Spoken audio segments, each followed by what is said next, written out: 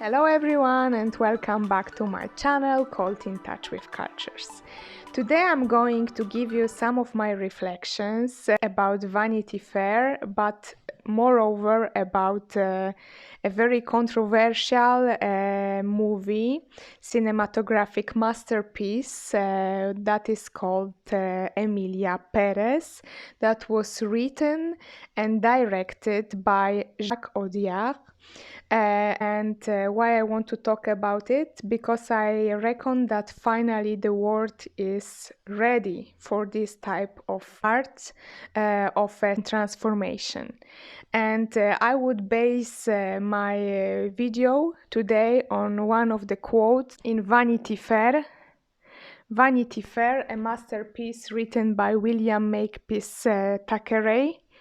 It's an old story from 19th century that had a lot of adaptations. One very well known with Reese Witherspoon. There was also a series from 2018 with the same title, but a lot of universal truth about humankind.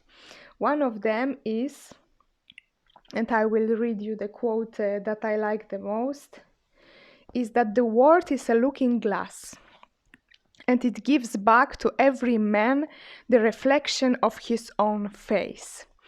And when I was thinking about Emilia Pérez movie, who really was something new, I think, something really not only controversial but moreover original in the cinema industry in the last decade, I was thinking how true is that sentence, is that thought.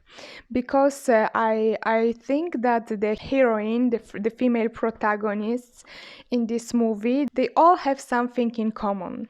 They wanted to enter, like Alice in Wonderland, another world through a mirror. Yes, they wanted to break the glass, they break the window, get rid of the expectations, the pressure that they feel in society. So we have few stories. I will not give you a lot of spoilers because you can still go to the cinema and watch this movie. That, by the way, is criticized in Mexico because a little bit, of course, it's dealing with Mexican stereotypes. What is shown there is political corruption. It's a little bit also the world that is black and white, and not everything is like that when it comes to society. But I don't want to here concentrate all of my efforts on the society, but on these leading roles of women. So on one hand, we have like even the form, the structure of the movie. It's surprising because it starts like a criminal story, and after like even few seconds it becomes a musical show, or maybe anti-musical show. We have the story of a drug dealer and expect what? Mafia. There has to be some kind of dirty money laundering, or maybe like some shady business, etc. But no. The guy who is who looks like the most masculine representation that we can imagine of a Mexican macho who has already family, wife and children, and is a drug dealer. He's very successful as businessman. Suddenly he feels so frail, so fragile, so vulnerable, so emotional and so sensitive, and he desires to become a woman. So he wants to have this operation to change his gender, to have this physical transformation, but he also wants to completely change his life and start fresh. and the lawyer, the suffering attorney, Rita, so Zoe Saldana, who won, by the way, an Oscar for this supporting female role. She has her poor salary. She's fighting for local cases. Although her mind, we see her genius that goes far beyond what is expected from her, and she was born to solve more complicated cases than what she has to deal in her everyday life. She doesn't have a good cultivated background. We don't know much about her background, but for sure she is not wealthy, and she's dreaming also. She dreams about changing this, she dreams about a new world, a new perspective, a new door that can open for her to change her current situation. And here we are. She meets Manites, that after becomes Emilia, like this Emilia Pérez, and they start working together. And we have also another woman, the character Jessie, that is played by Selena Gomez. And this is the wife of Manites, who is all of her life, I think, seeking for external validation of men, who is also maybe a hidden romantic type, also looking for love, lust, desire, attention. And she is also lost a little bit in her identity. She is playing with her body and with her soft side of her personality. She is also a mother, but she is lost there. She is looking for something that doesn't maybe exist in relationships, that don't give her like a full satisfaction, but more or less contribute to her overall happiness. And the last person, we have Epiphany, played by Adriana Paz, who is a woman also in a typical Mexican society, the woman who is playing straight, who wanted just to get rid of her abusive and violent partner, with whom obviously she was not happy at all. And she meets this Emilia, and she can finally advocate for herself and affirm her orientation that by the way, is not straight at all. Yes, so we have this fresh air when it comes to the form. This is not an action movie. This is not a criminal story that we would expect from the very first seconds while watching. It is.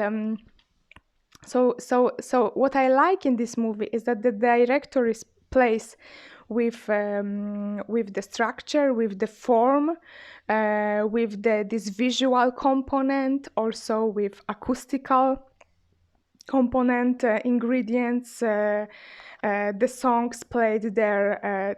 This is some kind of pastiche or maybe caricature, but in a way that force us to think, to reflect on our life as well.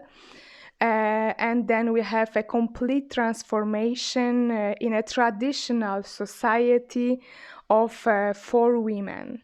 And basically that's it. Story maybe is not that complicated, but I think that in the world of today, when most of us at least are trying to better ourselves, to be on this level up journey. We talk a lot about spirituality today, also in social media, about spiritual awakening, about becoming the best version of yourself. about finally affirming who we truly are, about high vibrations, high frequency, how to be this type of person, how to create this energetic field where we are surrounded not by toxic emotional vampires, but by people who will support us, who will understand us, who will be on the same level as we are, who will be also interested in self-development, etc. We are in this era when this type of transformation is needed, especially that we live in uncertain epoch in the world where everything is uncertain, where like we have a lot of conflicts and wars and drama and poverty, and also where the human can maybe soon be easily replaced by artificial intelligence. It is a little bit like if we were living in the end of times. Some of us have already this apocalyptic vision. So on the other hand, the transformation and the message that is coming from this movie, that is like lesson of tolerance, feel good movie, yes, because it gives hope that even if you are in a situation that can be judged as something that doesn't have any solution, any possible solution. The world of today, the surgery, the possibilities that we have today with the development of medicine, with also the support of the psychological support, and the cooperations, the initiative, the foundation, the association that we have today with help of other people, we can easily transform our life into something more beautiful, into something more maybe appropriate to us and according to our core beliefs, our values, etc. So this movie gives us all hope that the world can become a better place. And it's funny though, when I think about it, that when you read this Vanity Fair novel from 19th century, people always had the same hopes, expectations, desires, aspirations, plans, and projects. They all wanted to be loved, to be happy, to be rich, to live in abundance. They wanted to have this abundant mindset in the society that is always a little bit in lack. Because if we look like globally on the society, there is always lack of something, but on the other end of the spectrum, we have also the abundance. And this is up to us if we will decide to live in fear and in lack, or in abundance and in love. If we will share love or if we will lack love. And how to adapt to the new conditions that the everyday world is requiring from us nowadays. So this is the message for today, and see you in the next video. Bye bye.